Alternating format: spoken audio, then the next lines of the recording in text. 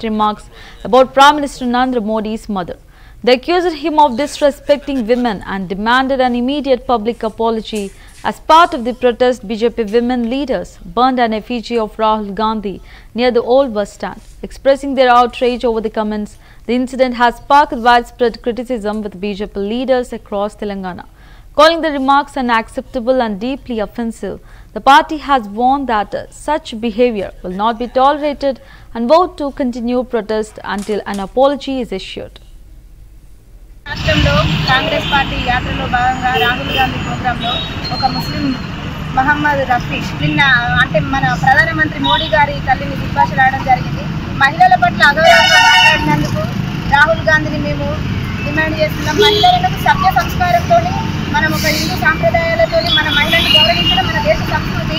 అలాంటి వాడు ఇవాళ మనల్ని ఎట్లా మాట్లాడుతుందంటే ఒక అమ్మను అంటే ప్రధానమంత్రి గారి అమ్మను దుర్భాషలాడడం చాలా అవమానకరంగా భావిస్తూ రాహుల్ గాంధీ బీహార్ అధికారి యాత్రలో భాగంగా రాహుల్ గాంధీ నిర్వహించిన ప్రోగ్రామ్ లో మహమ్మద్ రిజ్వీ అనే వ్యక్తి మాతృమూర్తి ప్రధాని గారి మాతృమూర్తి పైన అనుచిత వ్యాఖ్యలు చేసిన మా బీజేపీ తరఫున ఖండిస్తున్నాం. మా మహిళల తరఫున ఇంకా ఖండిస్తున్నాం. రాష్ట్రంలో కాంగ్రెస్ పార్టీ యాత్రలో భాగంగా రాహుల్ గాంధీ ప్రోగ్రాంలో ఒక ముస్లిం మహమ్మద్ రఫీష్ నిన్న అంటే మన ప్రధానమంత్రి మోడీ గారి తల్లిని దుర్భాషలాడడం జరిగింది.